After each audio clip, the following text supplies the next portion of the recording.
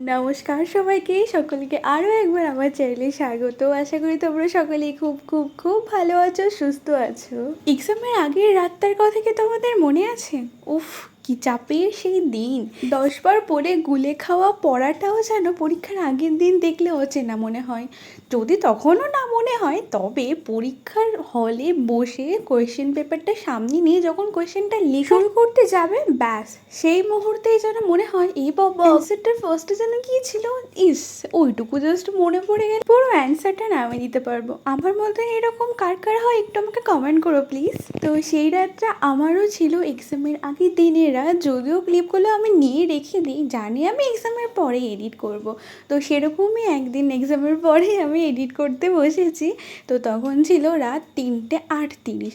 Actually কী বলো তো, আমি জানি না আমার মতন এরকম হ্যাবিট কার কার আছে, তবে বেশিরভাগ মেডিকেল স্টুডেন্টেরই আমি দেখেছি তাদের রাত্রে পড়াটা ভালো হয়। মানে দিনের বেলা তো নর্মালি তারা টাইম পায় না পড়ার, রাত্রেই তারা পড়তে বসে। হয়তো আমার ভিডিওটা কোনো মেডিকেল স্টুডেন্ট দেখে থাকলে তারা ব্যাপারটা রিলেট করতে পারবে। এক নাগারে 3-4 ঘন্টা তো আমি পড়তে পারি না, প্রতি 1 ঘন্টা পর পর আমি একটু ব্রেক নিই। তো ব্রেক নিয়ে ফেসবুক স্ক্রল করতে করতে আমার এই জিনিসটা চোখে পড়লো। দেখো তো, চিনতে পারছো নাকি? আরে হ্যাঁ গো, এটা আমাদের সেই মাংকো ভাত নিকো দিদি। আরে এত সুন্দর ইয়া বড় একটা মূর্তি কিন্তু কলকাতায় তৈরি হচ্ছে। ফেসবুকের নাকামি শেষ হলে ওখানে যাব দেখতে। সকালবেলা উঠে দেখি এই বাদরটা আমার ফোনটা নিয়ে কি জানি কি খোঁচাখুচি করছিল। যাই হোক, হাত থেকে কেড়ে ঘুরে নিয়ে বাইরে আসতেই দেখি কি টাইম কলে জল এসেছে। আর দেখো জলের কালারটা জাস্ট দেখো, পুরো ড্রেনের জল। তারপরে পুচকিটা নিচে এসেছিল। এখন না খুব সুন্দর আদো আদো করে কথা বলতে শিখে। আদো আদো ভাষায় নিজের নামটা কি কিউট করে বললো শোনা। ঐন্দ্রিলা ঐন্দ্রিলা চৌধুরী। কি কিউট না বলো? এই ভিডিওটা করার পর না আমি নিজেই রাত্রেবেলা শুয়ে শুয়ে যে কতবার দেখেছি, সিরিয়াস কোনো হিসাব নেই। যাই হোক, চলে গিয়েছিলাম হসপিটালে। আর যারা লোকাল তারা তো চিনতেই পারছো যে এটা হচ্ছে শক্তিনগর ডিস্ট্রিক্ট হসপিটাল। আর কিছু করিস না, এতো হয়ে গেল। বাড়ি যাবে? হ্যাঁ, বাড়ি থেকে কি করবে? স্নান করবে? বাড়ি থেকে চান করবো, গরম জল দিয়ে চান করবো। তোমার গলায় ব্যথা আছে? গলা ব্যথা কি এসে হয়ে গেছে। কি হয়েছে? ব্যথা ব্যথা বাড়িতে যাবো, ওষুধ হলো, চান করবো। তাই?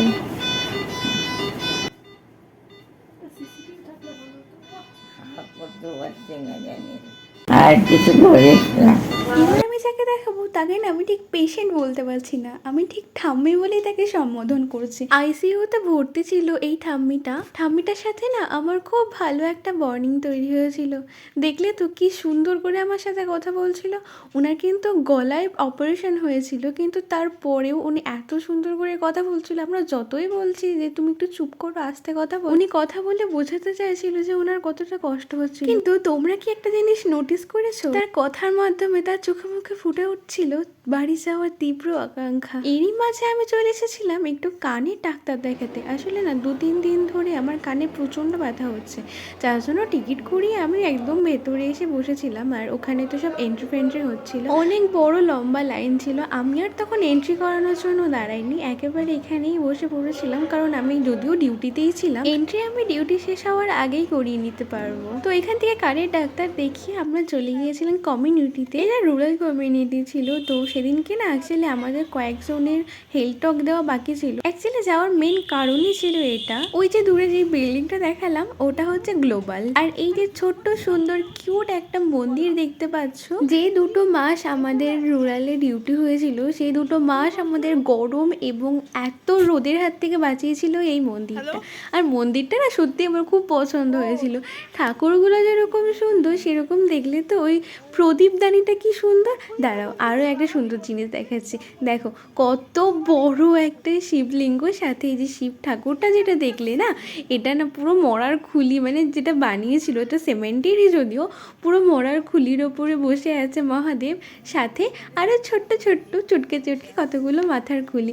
আর এই দেখো তুলসী মন্দিরটা দেখেছো, একেবারে কচ্ছপের পিঠের ওপরে তুলসী মন্দিরটা করেছে। আর এই যে আমাদের নন্দী মহারাজা, আর এই যে শিবলিঙ্গ, বেশ সুন্দর লাগছিল কিন্তু। এই কমিউনিটির লোকদের বেশ ভালোই, সকলেই শিব পুজো বা শিবরাত্রির দিন হয়তো এখানেই আসে বাবার মাথায় জল ঢালতে। তো আমাদের একটার মধ্যেই ডিউটিটা শেষ হয়ে যায়, দেন আমরা লাঞ্চ করি, তারপরে চলে গিয়েছিলাম আমরা ক্লাসে। এটা হয়তো তোমরা সকলেই রিলেট করতে পারবে, একটা পিরিয়ডে যদি ম্যাম না আসে, ক্লাসটা যদি ফাঁকা থাকে, তাহলে কিন্তু বেশ ভালোই মজা হয়।